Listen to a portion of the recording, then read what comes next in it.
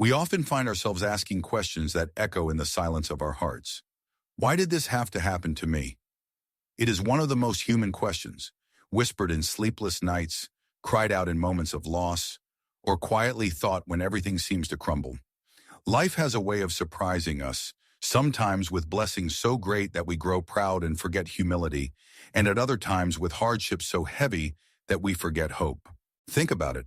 When we achieve something, when the bank account looks fuller than it ever has, when the promotion finally comes, or when people start to admire us, we begin to believe that this is all our doing, our strength, our cleverness, our effort. And yet, in those very moments of triumph, we can easily forget that there is a larger plan guiding us. And when disaster strikes, when the contract is canceled, when the diagnosis comes back positive, when a loved one leaves, or when our dreams fall apart, we feel betrayed. We think, why me? Why now? It is in those moments of collapse that the true test of the human spirit begins. The truth is, life doesn't always make sense in the moment.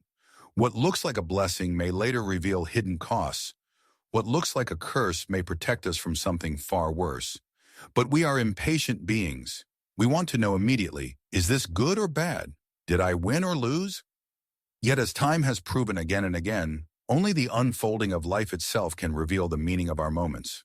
If you are listening to this right now, perhaps you are standing at such a crossroad. Maybe your heart is heavy from struggle, or maybe you're in a season of comfort, but afraid of what tomorrow may bring. If so, then this story is not just a story, it's a mirror, a reminder, and perhaps even a spark that could shift the way you look at your own life. This tale begins at the foot of a quiet green hill, beside a dense forest, where sunlight dripped through leaves like liquid gold. There, nestled away from the noise of cities, stood a small village. At first glance, it was ordinary: clay houses, narrow paths, fields stretching with crops. But as you'll see, hidden in its soil was a lesson that could change the way we understand life itself. In that village lived a man named Mr. Adam.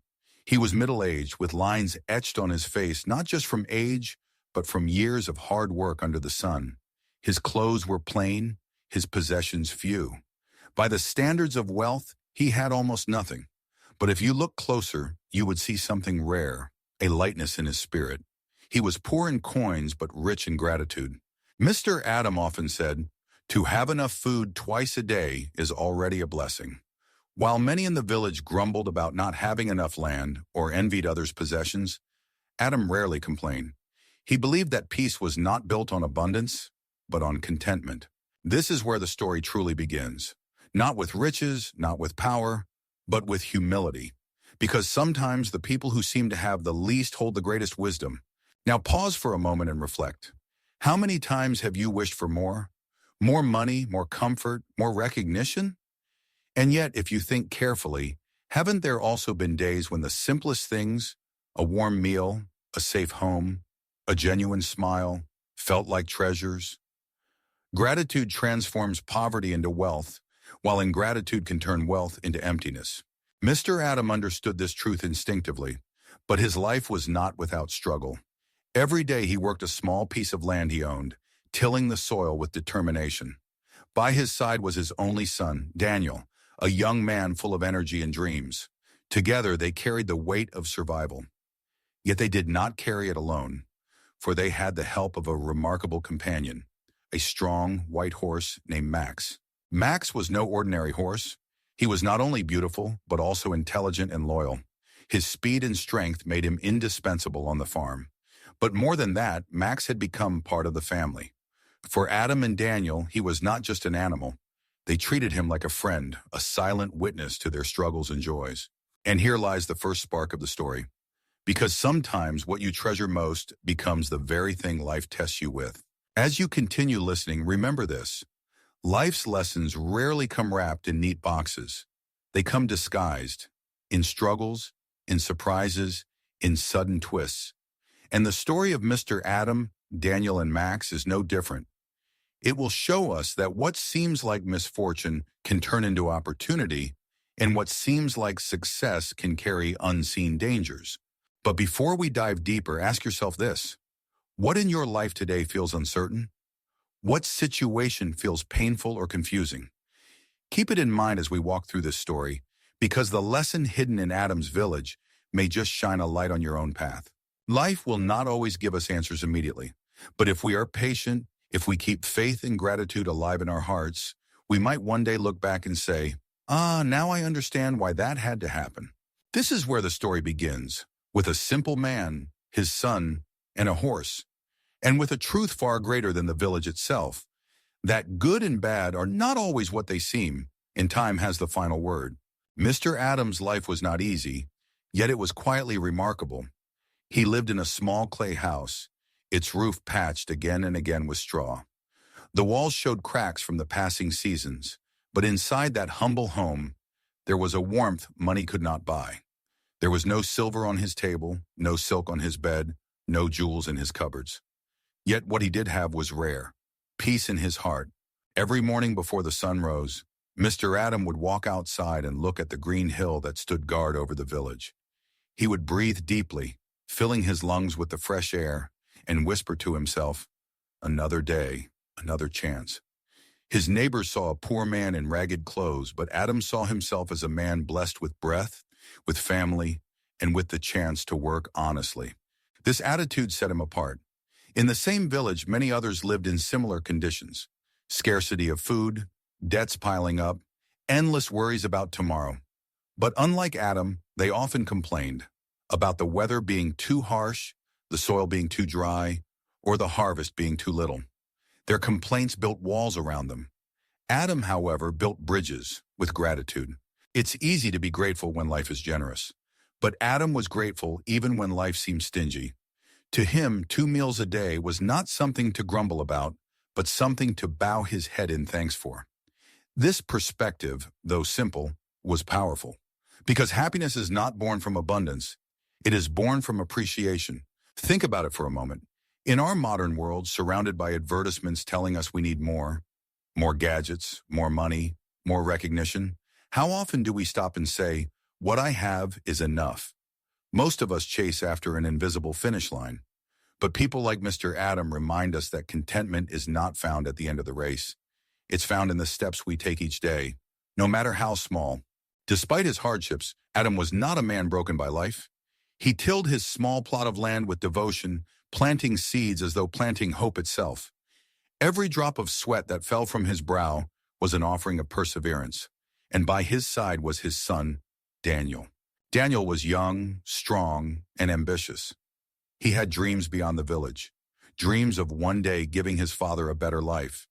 He often told Adam, "Father, one day I'll take you away from this place. You won't have to work under the sun anymore." Adam would smile gently, place his rough hand on Daniel's shoulder, and reply, "Son, don't dream of escaping life. Dream of living it fully, wherever you are." This exchange revealed a contrast between father and son, between contentment and ambition. Both are valuable, but when balanced, they create wisdom. Daniel's fire pushed him to strive for more, while Adam's calmness kept them grounded in gratitude. And then there was Max, the horse who was more like family than livestock. Max's white coat gleamed in the sun, his eyes intelligent and full of life. On the farm, he was indispensable, plowing the soil, carrying heavy loads, and even keeping Daniel company in the fields.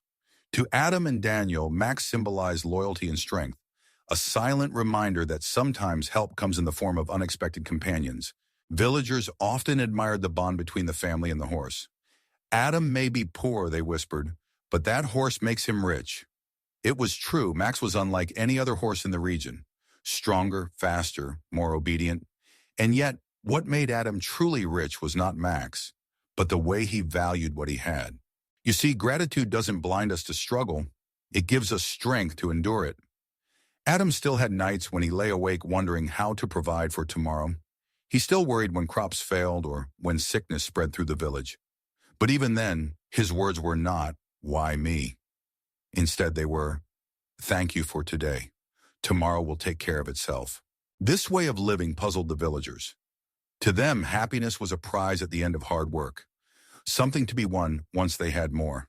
To Adam, happiness was a daily practice, something to be chosen no matter what he had. And this is where the deeper motivational truth lies. Happiness is not an outcome. It is a discipline, Just as muscles grow with exercise, gratitude strengthens when practiced daily. How many of us wait for life to be perfect before we allow ourselves to feel content? We say, I'll be happy when I earn more, or I'll be grateful once things settle down. But Adam flipped the script. He was happy first, and that happiness gave him the resilience to survive. There is a psychological truth here too. Studies in positive psychology have shown that gratitude not only improves mood, but also strengthens the immune system, builds better relationships, and even enhances problem solving. Adam may not have known the science, but he lived the principle. And in living it, he became an anchor of wisdom in his small village. But here's the thing about life. It often tests the very values we hold most dear. For Adam, that test was approaching. The peace he had built, the gratitude he practiced, and the horse he cherished, all were about to be shaken by events no one in the village could predict. Before we move there, pause again. Ask yourself, if your comfort, your possessions, or even the people you depend on were suddenly taken away, how would you respond? Would you crumble in despair, or would you, like Adam, whisper, "Thank you for what I still have"? Because the truth is, gratitude is not just a feeling. It is a shield, and soon Adam's shield would be tested. What the villagers saw as foolishness in him would be revealed as strength, and Daniel, his son, would learn that his father's simple words held the power to change how one faces life itself. This humble man, living at the edge of a forest, might not have had wealth, but he carried something more valuable, a perspective that could turn even the hardest storms into lessons. And it was this perspective that would guide him, his son, and even the entire village through trials yet to come. The land was modest, just a stretch of soil carved out at the edge of the village. But to Mr. Adam, it was everything. Each seed he planted was not just grain or vegetable. It was hope, faith, and a prayer for tomorrow. While others saw it as just earth, Adam treated it as a sacred trust. He had learned early in life that what you pour into the land, hard work, care, patience, returns to you, though never on your schedule. By his side was Daniel, his only son. Daniel was the strength Adam no longer had in his bones. His youthful energy balanced his father's age. Together they plowed, watered, sowed, and harvested. The rhythm of their days was simple but meaningful. Adam often told Daniel, "Son, it is not the size of the land that matters, but the size of your faith and effort." Daniel would nod, though in his young heart he dreamed of more. More land, more wealth, more opportunities. And then there was Max, the horse who was not just part of their work, but part of their family. Max was striking to behold, a white coat that glistened in the sun, strong muscles rippling beneath, eyes sharp yet kind. Villagers often paused to watch him, marveling at his beauty and speed. But Max was more than beauty. He was smart, almost uncanny in how he seemed to understand commands, sometimes even responding to gestures or the tone of voice alone. He carried loads heavier than most horses could endure, yet he did so with a quiet dignity. Daniel adored him, riding him across the fields as though riding a dream, while Adam looked on with a smile, grateful for this gift of strength. For the family, Max was not property, he was a companion. On lonely days when silence pressed too hard, Daniel spoke to him as if he were a friend who could listen. On tiring days, Adam would pat Max's neck and whisper thanks. They often joked, "This horse is more faithful than most men." It's strange, isn't it? How sometimes what we love the most becomes the very center of life's greatest tests. For Adam and Daniel, Max was not just a horse. They had tied part of their hearts to him. And when you tie your heart to something, life often asks, are you ready to let go? The villagers admired the trio, Adam, Daniel, and Max. But admiration can sometimes turn to envy. While others struggled with weak animals or none at all, Adam had been blessed with a horse that doubled the worth of his small land. Whispers began. Some said Adam was lucky. Others, more bitter, said he didn't deserve such a horse. That's how life works. Your blessings will either inspire people or provoke their jealousy. But Adam never flaunted his fortune. He never bragged. He only smiled and kept working, as though unaware of the murmurs. He knew that boasting over what you have today is dangerous, because tomorrow it may be gone. One day, as Daniel rested under the shade of a tree after a long morning's work, he asked his father, Why do you never dream of more, father? This land is small. We could earn more money if we sold Max. Maybe move to the city, live a better life. Adam looked at his son with gentle eyes. Daniel, life is not always about more. Sometimes it is about enough. This land may be small, but it feeds us. This horse may be strong, but he also teaches us loyalty. If we sell him for money, money will fly. But loyalty and gratitude once gone may never return. Daniel sighed. His young heart longed for adventure, for riches, for a different life. He respected his father, but he couldn't yet see the wisdom hidden in those simple words. He thought his father's contentment was resignation, when in truth it was strength. Here lies a timeless lesson. Sometimes the wisdom of the old looks like weakness to the young. Yet as life unfolds, we begin to see how deep those words truly run. What Adam knew, and what Daniel had yet to learn, is that possessions come and go. Seasons change. Fortunes rise and fall. But a heart anchored in gratitude cannot be shaken by the storms of life. That was Adam's secret. Max continued to work faithfully, unaware of the destiny awaiting him. The horse represented not just labor and livelihood, but also the fragile nature of attachment. For in life, the things we rely on most dearly are often the very things that can vanish in an instant. As the sun dipped behind the hills, Adam, Daniel, and Max would often walk back home together. It was a picture of simplicity, a father, a son, and a horse. To an outsider, it may have looked like little, but within that picture was everything: love, partnership, and resilience. And yet, as with all stories that teach us about life, calm waters do not last forever. A test was about to arrive. A moment when Adam's gratitude would be misunderstood, Daniel's faith would be shaken, and the villagers' envy would turn into mockery. It would all begin with Max. Pause for a moment and reflect on your own life. Who or what is your Max? The thing you value most? The companion you cannot imagine losing? The blessing you lean on every day? For some, it may be a relationship. For others, a job. For others still, health, status, or wealth. Whatever it is, understand this. Life has a way of touching those very things, not to punish us, but to remind us what truly matters. For Adam, Daniel, and Max, that reminder was coming. And when it did, the entire village would watch. Some would mock, some would pity, but few would understand. Only time would reveal the meaning behind what was about to unfold. The sun had just begun its slow climb above the hills, washing the village in shades of gold, when a stranger appeared at its edge. He was not dressed like the villagers, whose clothes bore the marks of soil and sweat. Instead, his garments were fine, his shoes polished, his horse sleek. This was Mr. Smith, a wealthy businessman from the city, and with him rode his son, a young man who had grown accustomed to luxury. Word had spread beyond the village about Max, the strong white horse with unusual intelligence. Farmers passing through had spoken of him, and soon the whispers reached Mr. Smith's ears. Curious, he decided to see for himself. When he arrived and laid eyes on Max, he could hardly believe what he saw. The horse's stature, his steady posture, his alert eyes, everything about him spoke of rare quality. Max was no ordinary farm horse. He was the kind of animal one could display with pride, the kind of strength that could pull wagons, win races, or even serve in the cavalry. Mr. Smith turned to Adam, a small smile playing on his lips. "This is remarkable. I have traveled far and seen many horses, but none like yours. Name your price." The villagers who had gathered to watch gasped in disbelief. For a poor man like Adam, this was the opportunity of a lifetime. One sale could change everything. Better clothes, a bigger house, food for years, maybe even servants. People began to murmur, "Surely he will sell. Only a fool would say no." But Adam did not rush to answer. He looked at Max, then at Daniel, then back at Mr. Smith. His silence made the crowd restless. Finally, he spoke with calm certainty. "Thank you for your offer, but Max is not for sale. He is family." A ripple of shock spread through the villagers. They could not believe what they had just heard. Who refuses wealth when it knocks at your door?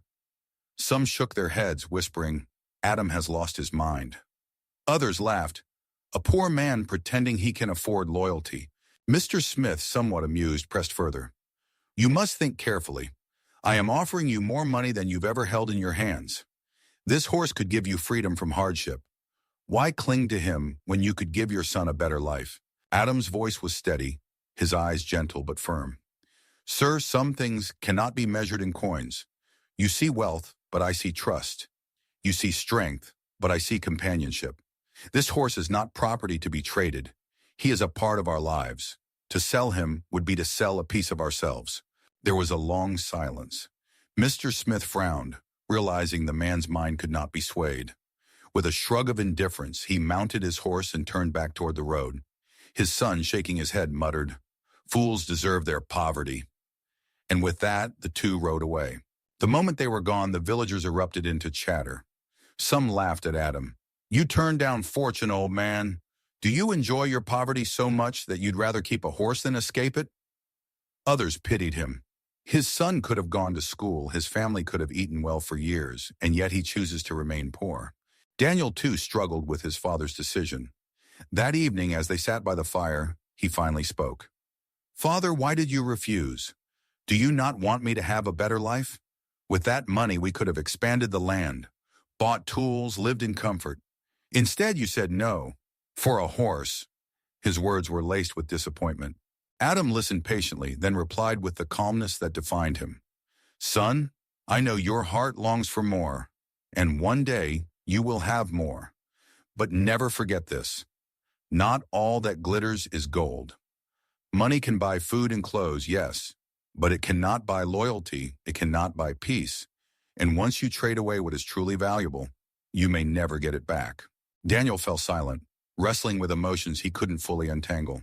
Part of him respected his father's wisdom, but another part burned with frustration. He wanted to believe there was more to life than scraping by. And here, woven into their disagreement, lies a lesson for all of us. How often do we measure life by opportunities that promise immediate gain? We are tempted daily with shortcuts, with deals, with offers that seem too good to pass. And yet, every choice we make asks us, what is the price of your peace? Adam knew something the villagers could not see, that wealth without peace is still poverty. He refused not because he despised money, but because he valued meaning more. But the world rarely applauds such decisions. Instead, it mocks them. And so the whispers in the village grew louder. People called him foolish, unlucky, even cursed. Daniel walked through the streets with lowered eyes, embarrassed by the constant murmurs. His father had a fortune at his doorstep, and he threw it away. It seemed like Adam had made a mistake. To outsiders, he had chosen poverty over prosperity, hardship over comfort. But what they didn't know, what even Daniel didn't know, was that life was already preparing its next move. A twist was coming, one that would challenge every assumption, every judgment, every whispered insult. For soon Max, the horse at the center of it all, would vanish. And the story that followed would show the village, Daniel, and perhaps even us, that what we see in the moment is never the full story. Before we reach that part, think about your own life. Have you ever turned down something that seemed like a golden opportunity, only to be mocked for it? Have you ever been told you were foolish for valuing principle over profit? If so, remember Adam. Sometimes wisdom looks like foolishness to those who only measure life in coins. And sometimes refusing wealth opens the door to lessons far greater than money could ever buy. The days following Mr. Smith's visit were heavy with whispers. The villagers had not forgotten what they called Adam's madness. Every time he passed by, men smirked and women shook their heads. He could have been the richest man in the village, they said. Instead, he clings to a horse like a child clings to a toy. Daniel felt the sting of their words more than his father did. He walked through the village with lowered eyes, feeling as though every gaze was filled with judgment. Though he tried to respect his father's decision, his heart still ached. He couldn't stop imagining what their lives could have been had they accepted Mr. Smith's money. A larger home, food on the table without worry, a chance at education, maybe even freedom from backbreaking labor. But Adam remained calm. His serenity puzzled everyone, including his son. Why is father not disturbed by their mockery? Daniel often wondered. The truth was that Adam had built his life on a foundation the villagers did not understand. To him, peace was not dependent on people's approval, but on his own values. Then one morning, as dawn stretched over the horizon, Daniel rushed to the stable to fetch Max. But when he arrived, his heart stopped. The stable door was wide open, and the horse was gone. "Father," Daniel cried out, his voice trembling. "Max is gone!" Adam came quickly, his face steady but serious.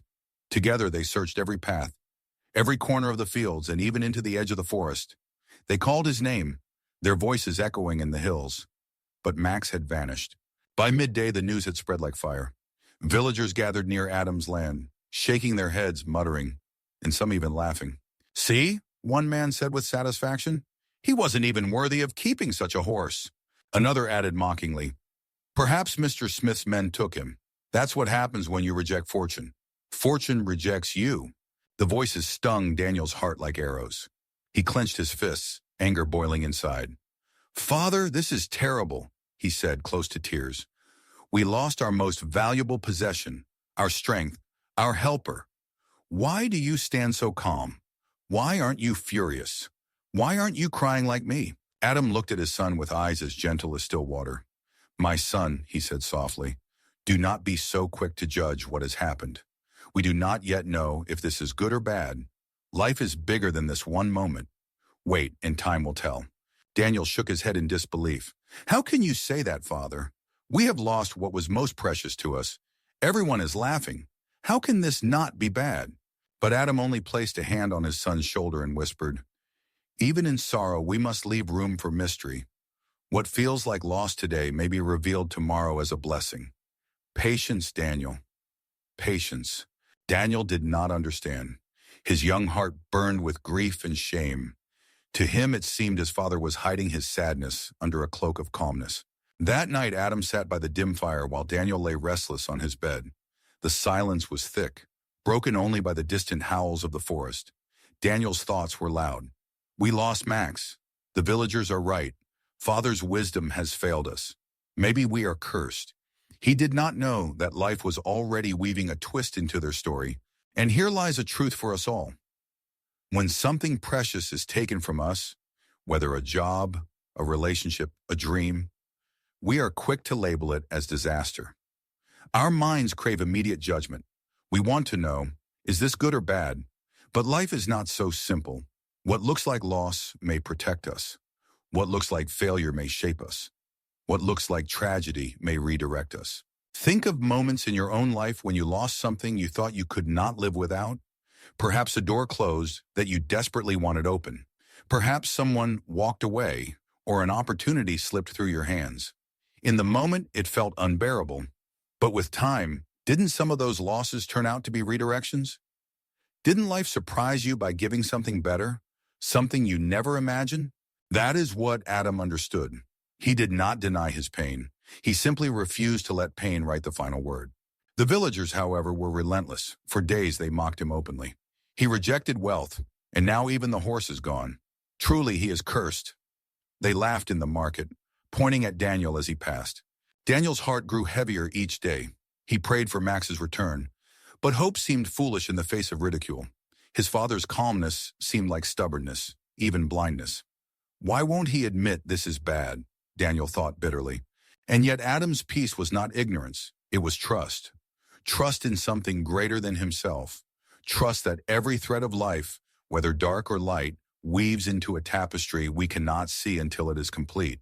Days turned into nights and nights into days. The stable remained empty, and Daniel's despair deepened. But Adam's words lingered. Time will tell. Little did Daniel know, time was already moving, quietly preparing an answer to his father's faith. Something extraordinary was about to happen. Something so unexpected that the same villagers who mocked them would soon eat their words. But for now, all that remained was an empty stable, a heavy silence and the echo of Adam's wisdom. Good or bad, we cannot judge yet. Several days had passed since Max's disappearance. The stable stood eerily quiet, its emptiness a constant reminder of what was lost. Daniel's shoulders had grown heavy under the weight of disappointment, and the villagers' whispers felt like knives against his pride. Yet Adam remained steady, like an unmoved rock in a river of noise. Then one morning, as the first light of dawn stretched across the fields, Daniel was working in silence when he heard a sound in the distance, the sharp, rhythmic pounding of hooves against the earth. He froze, his heart racing. Could it be? He turned his head, and there, emerging from the edge of the forest, was a sight so astonishing that he rubbed his eyes in disbelief. And Max. But Max was not alone. Behind him thundered 5 wild horses, their manes whipping in the wind, their eyes wild and free. They galloped as one, following Max as though he were their leader. The white horse's stride was powerful, his presence commanding, and the others moved as if bound to him by invisible loyalty. "Father! Father!" Daniel shouted, his voice trembling with excitement. "Come quickly, look!" Adam walked out calmly, and when his eyes fell upon the scene, his lips curved into a knowing smile. There stood Max, not only returned, but bringing with him abundance. 5 strong horses that no amount of gold could have bought. The villagers, hearing the commotion, came running. When they saw the herd, their mouths fell open. The very people who had mocked Adam days ago now stood in stunned silence. Whispers turned to shouts. "Adam is the luckiest man alive. See how fortune smiles on him. His lost horse has brought him 5 more. What a miracle!" Envy sparked in their eyes. The same tongues that once cursed him now praised him. But Adam, standing calmly beside his son, simply said, "Perhaps Max went into the forest to find his herd. Now he has returned with his companions." No pride, no arrogance, no boasting. Daniel, however, could not contain his joy. His heart leapt as he touched the new horses, feeling the strength in their bodies, the power in their legs. To him, this was clear proof that his father's faith had been rewarded. Yet what puzzled him most was his father's reaction. Adam remained as calm as he had been in loss. "Father," Daniel said breathlessly, "is this not the greatest fortune we've ever known? Surely this is good." Adam placed a gentle hand on his son's shoulder and replied with quiet wisdom, "Perhaps it is. But remember, my son, do not be too quick to call something good or bad. Time reveals the truth of all things." Daniel stared at him, half in awe and half in confusion. "But how can you not rejoice, Father? Look at what we've gained." Adam's eyes, steady as the still waters of a lake, met his son's. "Rejoice, yes, for gratitude is fitting. But be careful not to let your heart be carried away. Good fortune can change as swiftly as the wind. Stay humble and stay balanced." The villagers, however, did not share Adam's restraint. They buzzed with excitement, spreading the news like wildfire. That evening, the market was alive with chatter. "Adam is blessed beyond measure. His faith has brought him riches. Surely he is favored by the heavens." But Adam, sitting quietly by the fire with Daniel, reminded him, "The same voices that mocked us yesterday are the ones praising us today. Learn from this, son. People's opinions change like the weather. Build your peace on something deeper, something unshakable." And here lies a lesson most of us need. How often do we let the applause of others dictate our joy, or their criticism dictate our sorrow? One day they call us a success, the next a failure. If we anchor our happiness in their words, we will be tossed like a leaf in the wind. True stability comes from within, from values, from faith, from gratitude that is not dependent on circumstance. Daniel listened, though he didn't yet fully understand. His young heart swelled with excitement as he began training the new horses. Each day he worked tirelessly, guiding them, teaching them, taming their wild energy. It was difficult, dangerous work, but Daniel's determination burned bright. He believed these horses were their ticket to a new life, a life of abundance, respect, and dignity. And yet, even in his joy, Adam's words echoed in the back of his mind. Do not be too quick to call something good or bad. This paradox, the ability to stay calm in both loss and gain, is one of life's greatest disciplines. Most of us rejoice loudly when fortune smiles and collapse in despair when misfortune strikes. But Adam's calmness in both revealed a rare truth. Real wisdom is not about avoiding highs and lows, but about standing steady through them. Consider your own life. How many times have you celebrated something as the best thing ever, only to later realize it brought unforeseen burdens? Or mourned something as terrible, only to find it led you to a hidden blessing? Life is rarely as clear-cut as it appears in the moment. Adam knew this, and though Daniel did not yet grasp it, he would soon learn in the most personal way possible. For even as he rejoiced in their newfound abundance, destiny was preparing another twist, a challenge that would remind them, and us, that blessings and burdens often come wrapped in the same package. But for now, the stable that once stood empty was alive again with the restless energy of 6 horses. Max stood tall among them, his white coat glowing in the twilight, as if proud of what he had brought home. Daniel smiled with hope, and Adam, watching quietly, whispered to himself words his son did not hear. Time is still speaking. Let us wait and see. The arrival of 5 wild horses transformed the little farm overnight. Where once the stable had echoed with emptiness, now it pulsed with the restless energy of untamed strength. Their eyes were fierce, their movements unpredictable. Each day, Daniel rose early, determined to train them. He knew that if he succeeded, their family's fortunes would change forever. The villagers, who had once mocked Adam, now gathered at the edges of the field, watching with wide eyes. They whispered among themselves, "If these horses can be tamed, Adam's family will be the wealthiest in the village." Envy and curiosity mixed in their voices. The same mouths that had laughed at Adam now spoke of him with admiration, even awe. But Adam, as always, remained calm. He warned his son, "Daniel, remember, these horses are wild. They carry both opportunity and danger. Approach them with courage, but also with respect." Daniel nodded, though his young heart burned with eagerness. He saw in the horses not just animals, but symbols of possibility. To him, each horse was a promise of more harvest, more trade, more respect in the village. Where his father saw balance, Daniel saw ambition.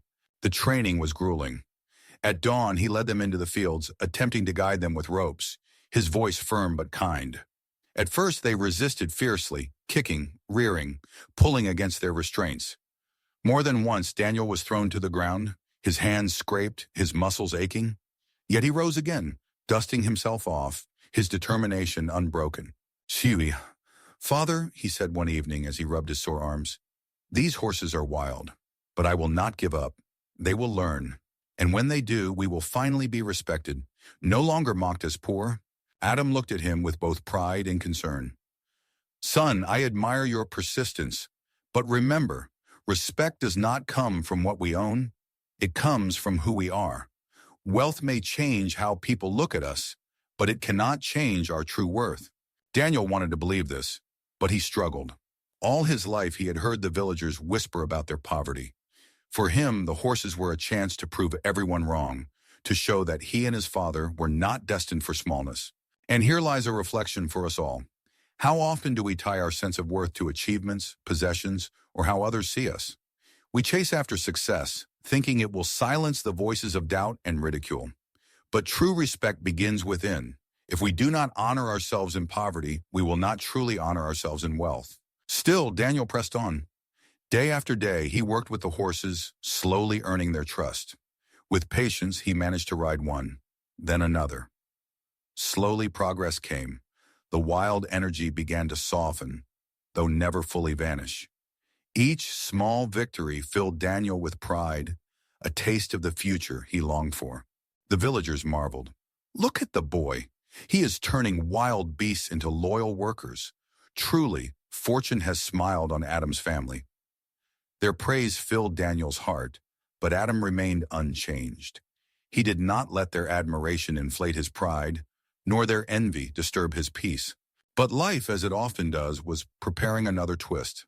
For every gift carries responsibility, and every blessing carries risk. One afternoon, the sun blazed hot upon the fields.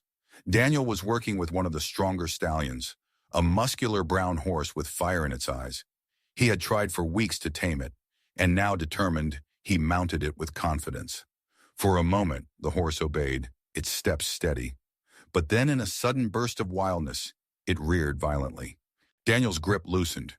He was thrown into the air and hit the ground with a sickening thud. Pain shot through his body, sharp and unbearable. He cried out, clutching his leg, which lay twisted at an unnatural angle. "Daniel!" Adam rushed to his son's side, his calmness momentarily pierced by fatherly fear. The villagers, who had been watching, gasped. Some ran forward, but others whispered, "The horses have brought trouble. Adam's blessing has turned into a curse." Daniel groaned, tears of pain streaming down his face. "Father, this time it is truly bad. Look at me. I cannot walk. All because of these horses." Adam held his son's hand firmly and looked into his eyes. My son, do not judge so quickly. Yes, your leg is broken, and yes, you are in pain. But remember, we cannot see the whole picture yet. Even in suffering, life may be weaving something we cannot yet understand. Daniel turned his face away, bitter with pain. His father's words felt like salt on an open wound. How can this be anything but bad, he thought. The agony was too great, the loss too heavy. And yet Adam remained steady. He stayed by his son's side, caring for him, whispering words of comfort. To the villagers, he seemed strange, almost foolish. How could a man stay calm when his son lay injured? But Adam's calmness was not denial. It was trust. He had lived long enough to know that life's judgments are not final in the moment. Time would reveal the truth, as it always does.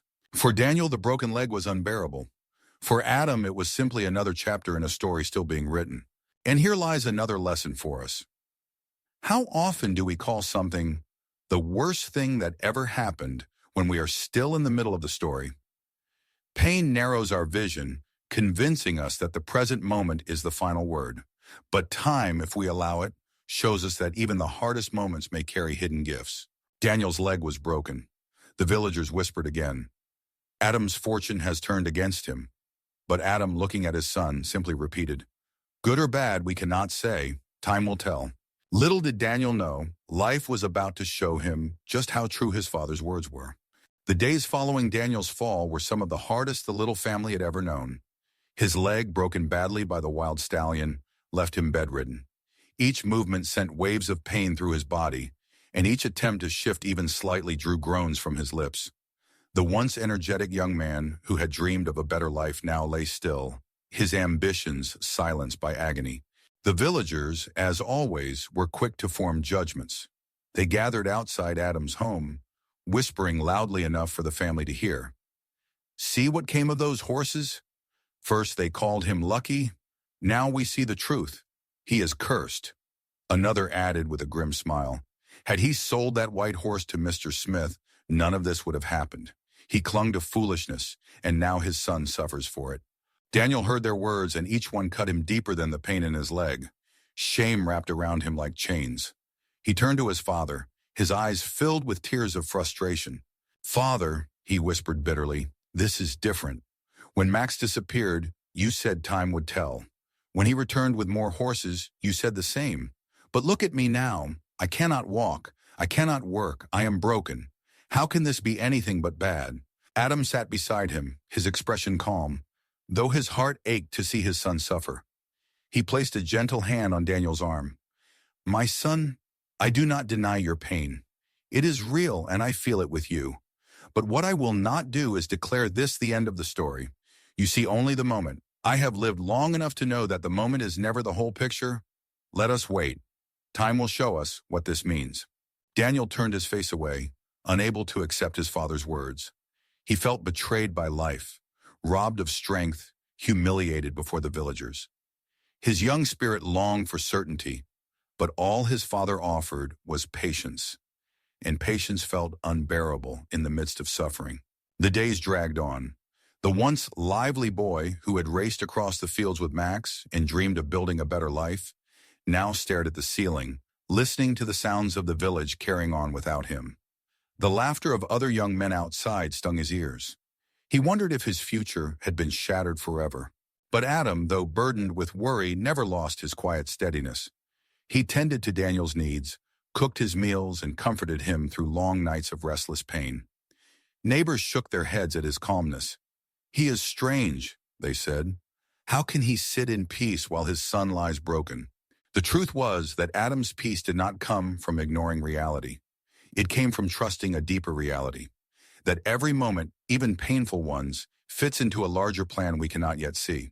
And here lies a lesson that reaches far beyond their village. In our lives, too, we face moments when the weight of suffering makes it impossible to see beyond today. A job lost, a dream shattered, an illness diagnosed, a relationship broken. In those moments, patience feels like an insult. Faith feels like a joke. But it is precisely then that we need patience and faith the most. Because in pain, our vision is narrowed. We cannot see the horizon through the storm, but the horizon is still there. Daniel could not yet see it. All he knew was pain and despair. "Father," he said one evening, his voice trembling, "you say time will tell. But what if time tells me nothing? What if I remain crippled? What if I never walk properly again?" Adam looked at him with eyes that had seen many seasons of loss and renewal. "Then, my son, we will face that reality when it comes. But until it does, we will not borrow sorrow from tomorrow. We will walk one day at a time. Even if you cannot walk on your feet, you will walk with your heart." Daniel shook his head, tears slipping down his face. He wanted to believe, but belief felt too heavy. Meanwhile, the villagers' judgment grew crueler. "This is proof," they muttered, "that Adam's so-called wisdom is nonsense. Look where it has brought him. Poverty and a crippled son." They laughed, forgetting that the same mouths had once praised him. But Adam paid no mind to their changing words. He had long understood the fickleness of human opinion. One day they call you blessed, the next cursed. If your peace depends on their voices, you will never know peace at all. So Adam remained steady. He whispered encouragement to his son, not because he had answers, but because he had trust. And slowly, Daniel began to sense that perhaps his father's calmness was not blindness, but strength. Still, his leg throbbed, his future felt uncertain, and his young spirit wrestled with despair. For Daniel, it seemed that life had delivered a cruel, irreversible blow. But life was not finished speaking. Beyond the hills, storms of conflict were already brewing. Whispers of war spread across the land. Soon the village would face a test far greater than broken bones or wounded pride. And in that moment, Daniel would come to understand what his father had been trying to teach him all along, that what feels like tragedy today may be the very thing that saves you tomorrow. But for now, all he knew was pain, and all his father asked was patience. The summer air grew heavy, as though the wind itself carried whispers of trouble. News began to spread from distant towns, rumors of conflict, armies gathering, and a great war stirring across the land. At first, the villagers dismissed it. "That is far away," they said. "It will not touch us." But as the days passed, the rumors became reality. Soldiers arrived at the village square, their voices stern, their banners flying, their orders unmistakable. Every able-bodied young man was to be taken for battle. The village trembled with fear. Mothers wept openly. Fathers clutched their sons' shoulders, knowing they could not stop what was coming. The soldiers were relentless. Refusal meant punishment, even death. The young men were gathered like wheat before harvest, pulled from their families and forced into service. Daniel, still lying with his broken leg, listened in shock as the news reached their home. His heart pounded. He saw the soldiers taking his friends, boys he had grown up with, laughter now replaced by terror. He turned to his father, his voice filled with dread. "Father, if my leg had not been broken, they would take me too." Adam looked at him quietly, his face calm but filled with compassion. "Yes, my son. You see now, what you call tragedy has become your shield. Your pain has spared your life." Daniel's eyes widened as the truth struck him. His broken leg, the very thing he had cursed, was now the reason he remained safe at home. The villagers who had mocked him for his misfortune now looked at him with envy, even awe. Many of their sons were marched away, faces pale, tears streaming. Some of them would never return. The wails of mothers filled the village, echoing through the night like haunting prayers. "Adam is blessed," they cried, their voices trembling. "His son is spared while ours are lost." Daniel lay in his bed stunned. Just days ago, he had thought his life ruined, his dreams shattered. But now that very injury had become his salvation. For the first time, he understood his father's words. Good or bad, we cannot judge in the moment. Time reveals the truth. Tears filled his eyes, not of pain this time, but of humility. He whispered to his father, "Forgive me, Father. I doubted you. I doubted your wisdom. You were right. My broken leg is not a curse. It is a blessing in disguise." Adam, sitting quietly beside him, smiled softly. "No need for forgiveness, my son. You are young, and pain blinds even the strongest hearts. But now you see what I have seen in many seasons of life. We are too quick to label, too quick to judge. But life is a river. It twists, it bends, it changes course. What seems like a waterfall may lead to calm waters. What feels like calm waters may lead to storms. That is why we must not cling to judgment, but to trust. Daniel nodded slowly, the weight of understanding settling into him like never before. He remembered the villagers laughing when Max disappeared, then praising when Max returned, then mocking when his leg broke, and now envying because he was spared from war. The same mouths that shifted with every change of fortune proved what his father had always said. People's voices are as unstable as the wind. And here lies a lesson for us too.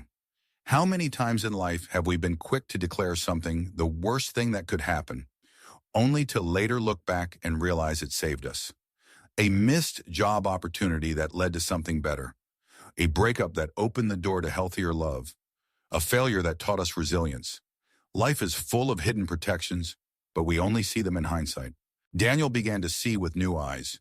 He realized that if Max had never run away, he would not have returned with the wild horses. If the wild horses had not come, Daniel would not have been training them. If he had not been training them, he would not have fallen and broken his leg. And if his leg had not been broken, he would have been taken to war. Each event, painful or joyful, was a link in a chain that led to his survival. He whispered to his father, voice trembling, "Everything is connected. What we think is bad may prepare us for something we cannot see." Adam's eyes glistened with quiet pride. "Yes, my son, this is why I have always said, do not rejoice too much in what seems good, and do not despair too much in what seems bad. Both are teachers. Both are parts of a story larger than us. Our task is not to control the story, but to trust it." Outside, the village was drenched in grief. The absence of young men was a wound in every home. Mothers clung to their sons' clothes. Fathers stared in silence at empty chairs. The cries at night were unbearable. And yet, in Adam's home, though Daniel lay with a broken leg, there was peace. Not because life was perfect, but because life was seen through the lens of trust. Daniel's pain had not vanished. He still winced with every movement. His dreams of running across fields, of proving himself strong, were still postponed. But now he carried something new: perspective. For the first time, he began to see his father not as a man too calm for reality, but as a man anchored in truth. And here is where the real motivation lies. Perspective transforms suffering. Pain does not change overnight. Circumstances may remain difficult, but if we can shift our perspective, even slightly, we discover strength we didn't know we had. We learn patience, we learn humility, and sometimes we discover that our greatest pain was our greatest protection all along. As Daniel lay in bed that night, listening to the distant sobs of grieving families, he whispered again, almost to himself, "My broken leg saved my life." His father nodded, adding gently, "And one day, you will remember this whenever life hands you something that feels unbearable. You will remember that even pain can be a blessing." The fire crackled softly.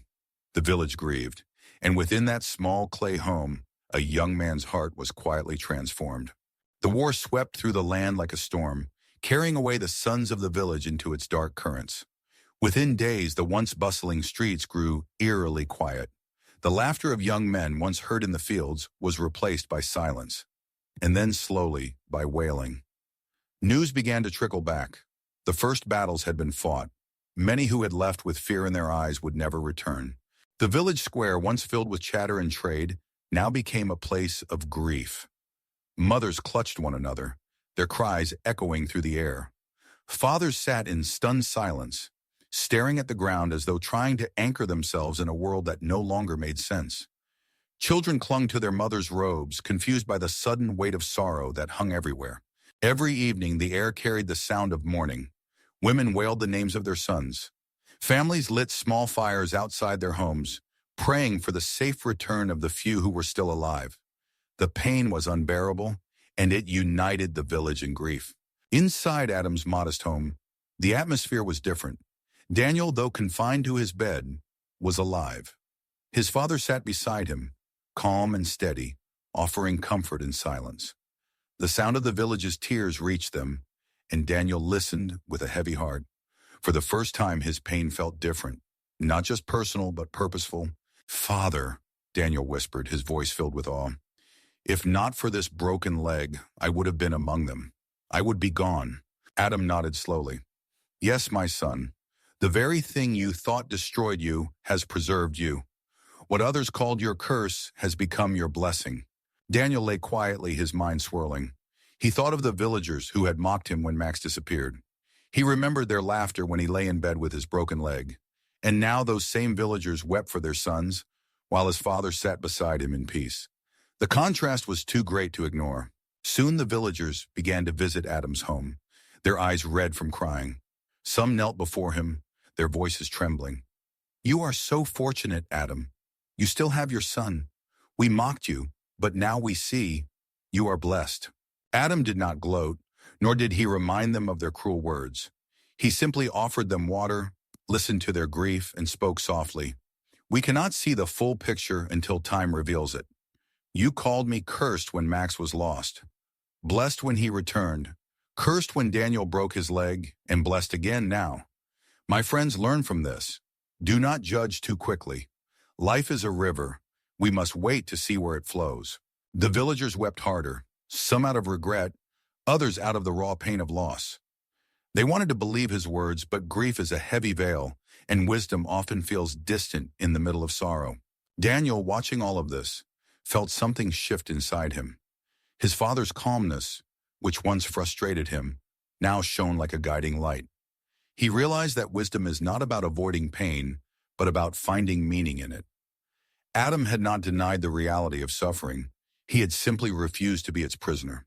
And here lies a lesson for us.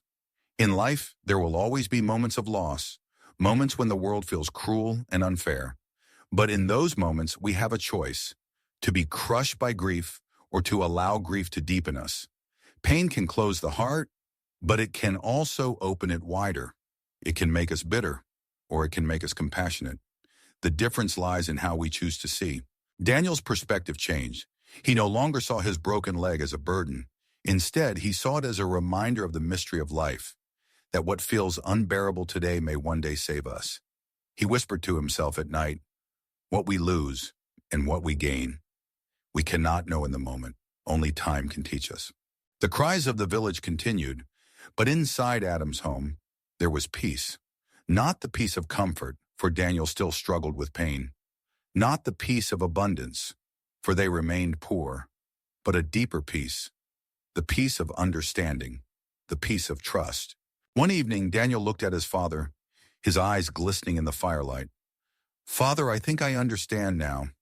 You always said not to judge too quickly. You always said time would tell. I thought you were hiding your feelings. But now I see you were protecting your heart from being ruled by the moment. You were waiting for the larger story.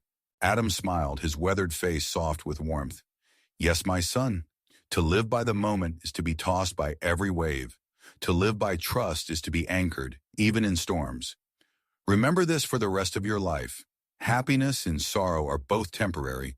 Do not hold too tightly to either, for both will pass. Daniel's heart swelled with a new kind of strength. He realized that wisdom is not about escaping pain or grasping joy, but about holding both with open hands, knowing they are fleeting. The village would continue to mourn for many months, perhaps years. Some sons would return scarred by war. Others would never come back at all. The cries would echo for generations. But within the humble clay walls of Adam's home, a quiet truth had been planted. Good or bad, joy or sorrow, everything passes. What matters is the spirit with which we endure. And that truth would carry Daniel forward into the man he was becoming. The days turned into weeks, and though the cries of the village still echoed through the nights, something within Daniel began to change. His pain was still real. His leg ached. His body felt weak. But his mind had begun to open to a new way of seeing. Each day, as his father spoke softly to him, he realized that what had once seemed like foolish calmness was in fact strength born of perspective. One evening, after a long day of tending to the fields alone, Adam sat beside Daniel by the small fire. The flames flickered against the clay walls, casting shadows that danced like silent storytellers. Daniel looked at his father, eyes full of curiosity.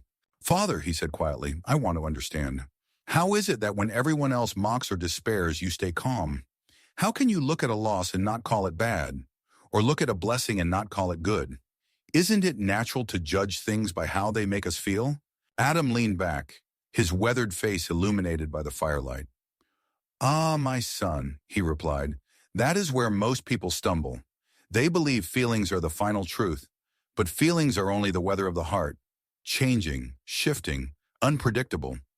If you anchor your life to them, you will be tossed about endlessly. Perspective, however, is like the mountain. It does not move with every storm. It sees the valley, the river, the horizon. It waits. It endures. Daniel listened intently, absorbing every word. His father's wisdom seemed to pierce the fog that had clouded his thinking. Adam continued, when Max disappeared, the villagers called me cursed. When he returned with 5 horses, they called me blessed. When you broke your leg, they called it tragedy. Now that you are spared from war, they call it fortune. Do you see? They judge each moment as though it were the whole story. But life is not a single moment. It is a book, and we must wait to see how the chapters unfold before we understand its meaning. Daniel nodded slowly, the truth settling deep within him. He remembered the sting of the villagers' laughter, the joy of Max's return, the bitterness of his broken leg, and the relief of being spared from war. Each moment had felt final, but none of them had truly been the end. Perspective, Adam said, is the ability to step back and see beyond the moment. It is choosing not to be a slave to immediate feelings, but to trust that time will reveal what we cannot yet see. He paused, then added, most people live like they are looking through a tiny window. They see only a small piece of the sky and believe that is the whole world. But the sky is vast, my son. Only those who wait and trust can step outside and see it fully. Daniel's heart stirred. He realized that much of his despair had come not from his broken leg, but from the way he had seen it. He had looked at it through the window of pain and shame, calling it disaster. But when he looked again through the window of perspective, it became his salvation. And here lies a truth we can all recognize. Perspective shapes reality. The same situation can either destroy us or strengthen us, depending on how we choose to see it. A failure can be an ending or a beginning. A loss can be emptiness or an opening for something new. Our suffering does not change overnight, but our perspective can transform how we carry it. Daniel leaned closer to the fire, his face serious. Father, do you think people can truly learn this? Or will they always judge too quickly? Adam smiled gently. It is not easy. Human hearts crave certainty. They want to know right away, is this good or bad? Success or failure? Blessing or curse? But the wise learn to wait. They learn to live not in constant judgment, but in trust. And when they do, they find peace, even in the middle of uncertainty.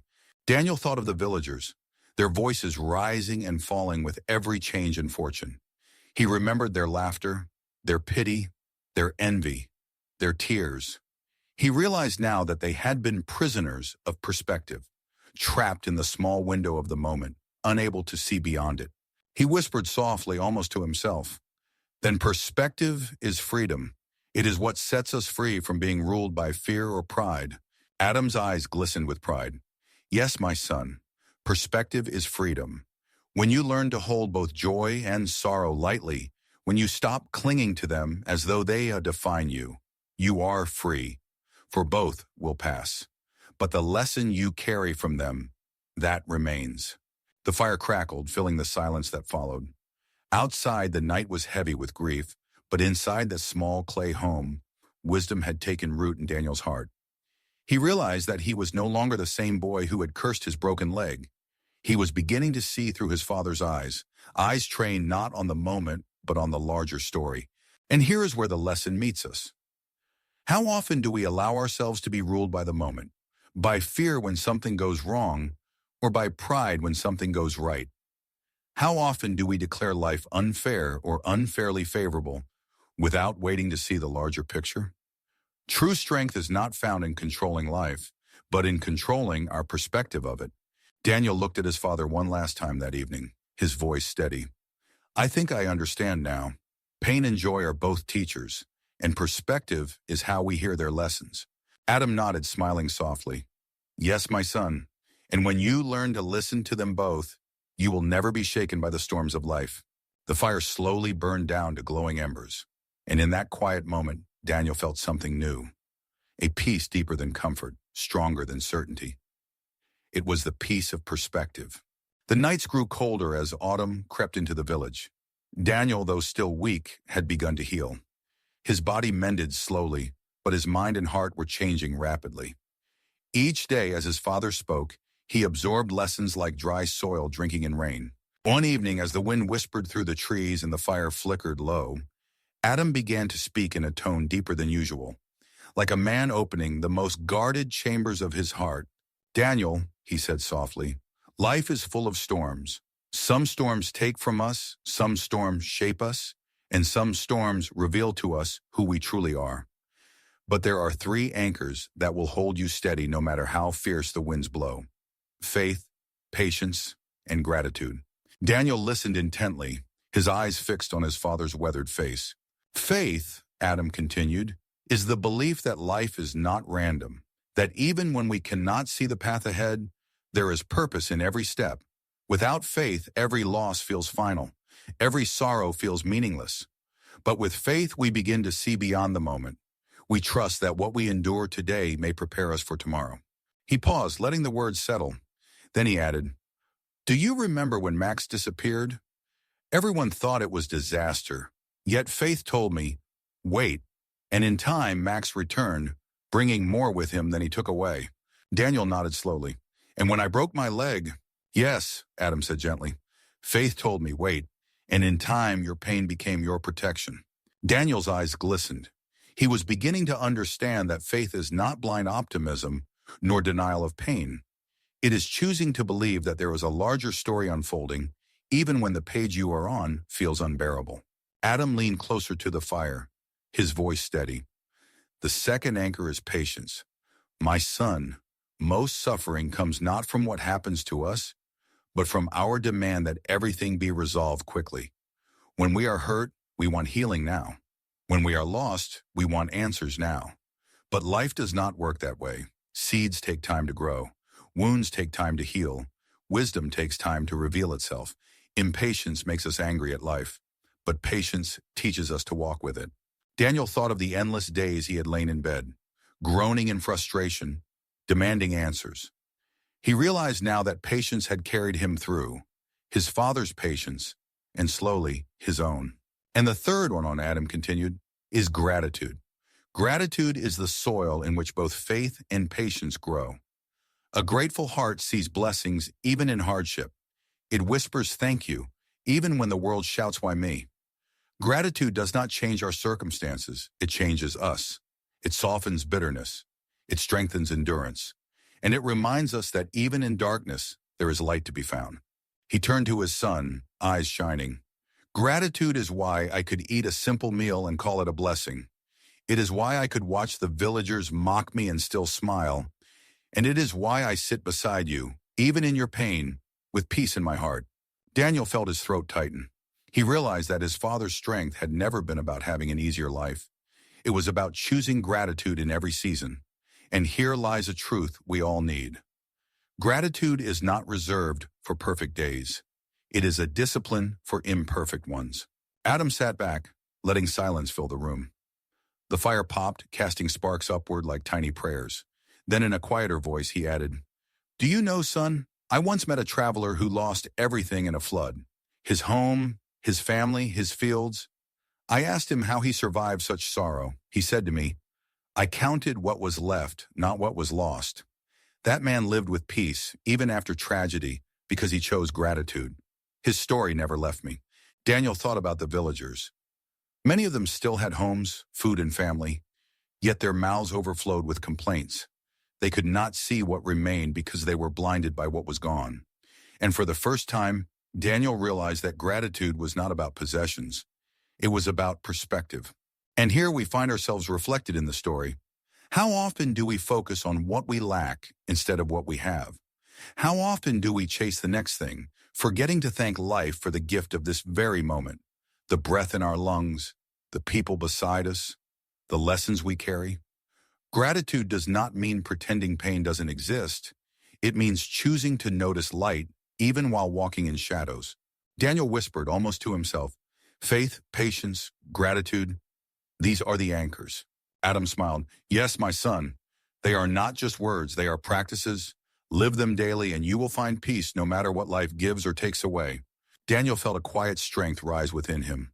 For the first time since his injury, he did not feel broken. He felt anchored.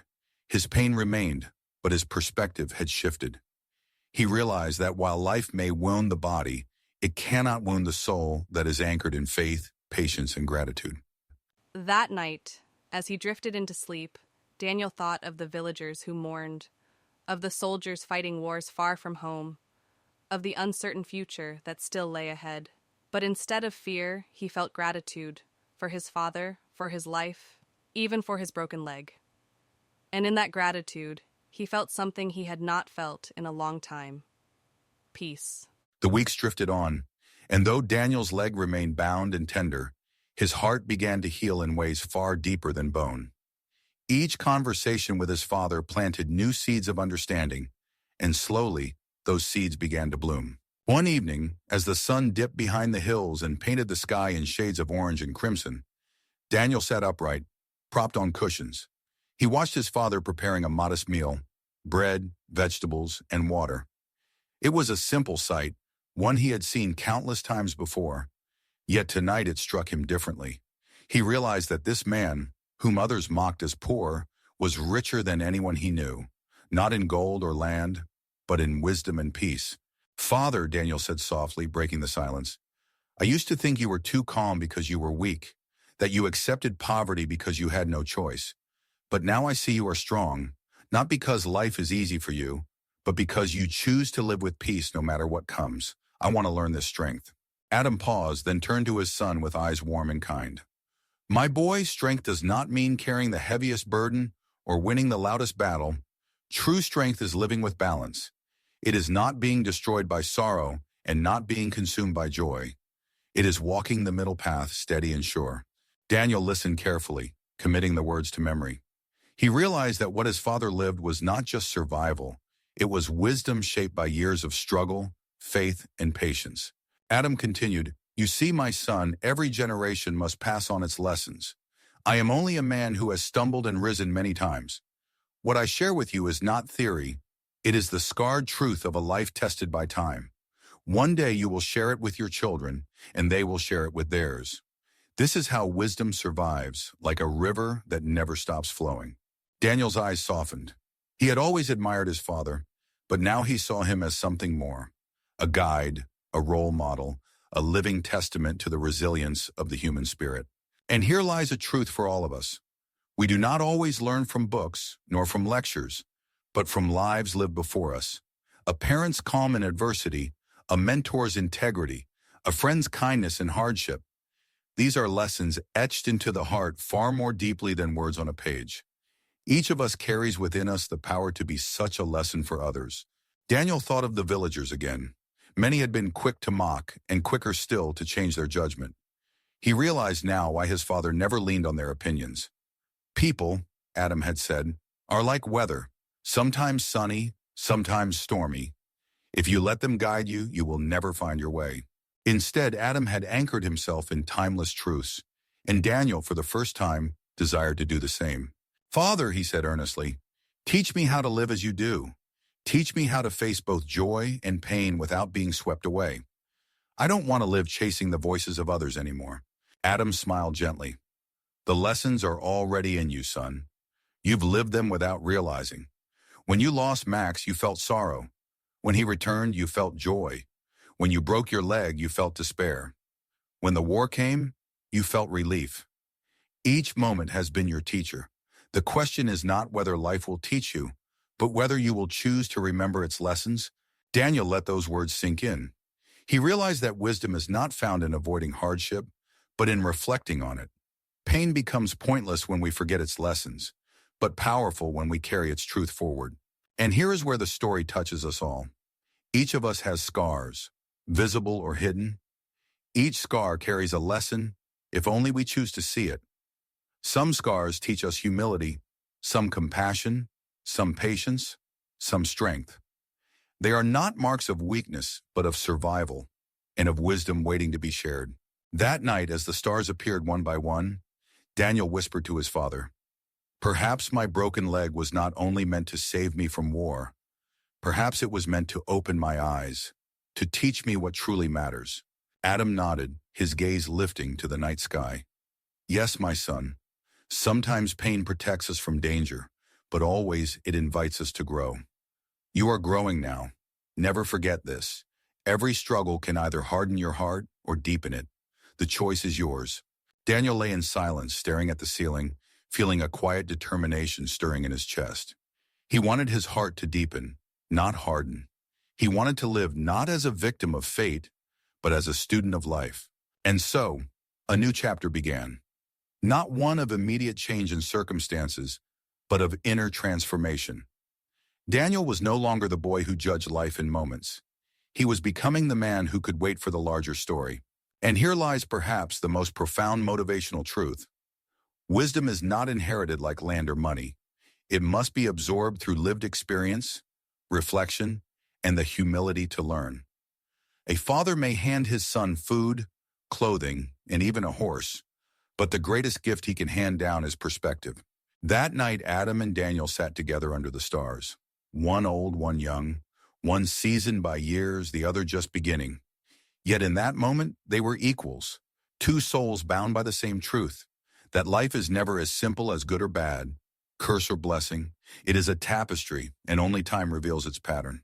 And Daniel vowed in his heart that when his own children sat at his side one day, he would pass this wisdom on, so that the river of perspective would never run dry. And here is where the lesson grows even larger. Across cultures and times, this truth appears again and again. The ancient Greeks spoke of sophrosin, the virtue of moderation. The Buddha taught the middle way, avoiding extremes of pleasure and pain. In scriptures, prophets reminded people not to boast in plenty or despair in want. All carry the same timeless wisdom. What rises will fall, what falls will rise. And wisdom is learning not to cling to either. Adam spoke again, his voice low but firm. Remember, son, when the villagers praised me, I did not dance in pride. When they mocked me, I did not collapse in shame. For their words, like fortune itself, are passing clouds. To chase them is to exhaust yourself. To stand beneath them is to remain steady. Daniel felt a quiet strength fill him. He realized now that stability does not come from wealth, health, or recognition. It comes from perspective. Life will always change, but how you meet its changes decides whether you live in peace or turmoil. Consider this in your own life. Perhaps you are in a season of triumph. Things are going well. Opportunities abound. Your heart is light. Do not forget, this too will pass. Celebrate, yes, but remain humble. Or perhaps you are in a season of pain. Loss weighs on you. Confusion clouds your mind. Hope feels far. Do not forget, this too will pass. Hold on, for time is moving, and tomorrow will not look like today. Daniel looked at his father and said softly, Then we must not build our lives on shifting ground. We must build on what endures: faith, patience, gratitude. Adam nodded, pride glimmering in his eyes. Yes, my son, that is the foundation that no storm can wash away. Outside, the night sky stretched endless above them. The stars shone like eternal witnesses, while the village lay in its mix of grief and survival. Some families would carry sorrow for the rest of their days. Others would rebuild and find joy again. But all would learn sooner or later that nothing remains as it is. Daniel leaned back, his heart both heavy and light. Heavy with the weight of all he had seen and lost. Light with the understanding that even this weight would one day pass. For the first time in his young life, he was not clinging to the moment. He was resting in the flow of time, anchored by the lesson his father had lived before him. Good or bad, joy or sorrow, it will all pass. And here is where the lesson grows even larger. Across cultures and times, this truth appears again and again. The ancient Greeks spoke of sophrosin, the virtue of moderation. The Buddha taught the middle way, avoiding extremes of pleasure and pain. In scriptures, prophets reminded people not to boast in plenty or despair in want. All carried the same timeless wisdom. What rises will fall, what falls will rise, and wisdom is learning not to cling to either. Adam spoke again, his voice low but firm. Remember, son, when the villagers praised me, I did not dance in pride. When they mocked me, I did not collapse in shame. For their words, like fortune itself, are passing clouds. To chase them is to exhaust yourself. To stand beneath them is to remain steady. Daniel felt a quiet strength fill him. He realized now that stability does not come from wealth, health, or recognition. It comes from perspective. Life will always change, but how you meet its changes decides whether you live in peace or turmoil. Consider this in your own life. Perhaps you are in a season of triumph. Things are going well. Opportunities abound. Your heart is light. Do not forget, this too will pass. Celebrate, yes, but remain humble. Or perhaps you are in a season of pain. Loss weighs on you. Confusion clouds your mind. Hope feels far. Do not forget, this too will pass. Hold on, for time is moving, and tomorrow will not look like today. Daniel looked at his father and said softly, "Then we must not build our lives on shifting ground. We must build on what endures: faith, patience, gratitude." Adam nodded, pride glimmering in his eyes. "Yes, my son. That is the foundation that no storm can wash away." Outside, the night sky stretched endless above them. The stars shone like eternal witnesses, while the village lay in its mix of grief and survival. Some families would carry sorrow for the rest of their days. Others would rebuild and find joy again. But all would learn sooner or later that nothing remains as it is. Daniel leaned back, his heart both heavy and light. Heavy with the weight of all he had seen and lost. Light with the understanding that even this weight would one day pass. For the first time in his young life, he was not clinging to the moment. He was resting in the flow of time, anchored by the lesson his father had lived before him. Good or bad, joy or sorrow, it will all pass. The story of Adam, Daniel, and the white horse had become more than just a tale whispered in a village. It had become a mirror of life itself. Through loss and gain, joy and sorrow, the family discovered what most people spend their whole lives chasing: peace that is not dependent on circumstances. As Daniel's legs slowly healed, his heart carried a wisdom stronger than bone. He no longer envied the villagers who once mocked him, nor did he bask in their praise when they called him fortunate. He had learned what his father had lived all along. The opinions of others are as fleeting as the seasons, but truth endures. One evening, as father and son sat beneath the stars, Daniel spoke softly. "Father, I think I finally understand. Max's disappearance, his return, my broken leg, even the war, all of it was teaching me something. Good or bad, everything passes. What matters is how we live through it." Adam smiled gently, his weathered face glowing in the starlight. "Yes, my son, that is the rhythm of life. Joy comes, sorrow comes. But the wise do not let either define them. They live anchored in faith, patience, and gratitude." The fire crackled, sparks rising into the night like prayers ascending. The village lay quiet, heavy with grief, yet still moving forward. Crops were planted, meals were shared, children still played. Life, as it always does, continued. And within that rhythm, Daniel felt ready for whatever might come next. Not because life promised comfort, but because he had learned to trust the flow of time. And now, dear listener, I turn to you. Perhaps you are standing in a season of sorrow. Perhaps you've lost something or someone you thought you could never live without. Perhaps the weight of disappointment presses so hard against your chest that breathing itself feels heavy. Or maybe you are in a season of triumph. Everything is falling into place. Blessings are abundant and joy fills your days. Wherever you are, remember this: neither season will last forever. Good or bad, it will pass. This truth is not meant to discourage you, but to set you free. If you are in pain, take heart. Your suffering is not the final chapter. Time is still writing, and tomorrow may reveal the purpose behind today's struggle. Hold on. Be patient. Be gentle with yourself. Life has a way of turning brokenness into protection, just as Daniel's shattered leg became his shield. And if you are in joy, be grateful but stay humble. Do not cling to the moment as if it will last forever. Celebrate, yes, but remember that pride makes us careless. Balance keeps us steady. As Adam said, do not rise too high in joy, and do not sink too low in sorrow. Walk steady and you will not fall. Think of the broken moments in your past, the failures, the rejections, the heartbreaks. Didn't some of them later lead to growth, new opportunities, even blessings you never expected? Life rarely gives us the answers in the moment, But time has a way of showing us that even pain carries purpose. And think also of the triumphs you once celebrated as if they would last forever. Many of them faded, didn't they? Yet the lessons, the gratitude, the character you built during those times remain with you still. So let this story remind you. Do not let your heart be ruled by the ups and downs of the moment. Anchor yourself in what endures. Faith that there is meaning, patience to wait for time to reveal it, and gratitude for every breath, every lesson, every day. For in the end, life is not about avoiding storms. It is about learning to stand in them, to walk through them, to let them teach you balance. And perhaps years from now, when you look back on the struggles you face today, you will whisper as Daniel once did, "What I thought would destroy me, saved me. What I thought was a curse became my blessing." That is the power of perspective. That is the gift of faith. That is the beauty of gratitude. So, wherever you are, whatever you face, hold on. Be patient. Trust the story. And remember always, good or bad, this too shall pass.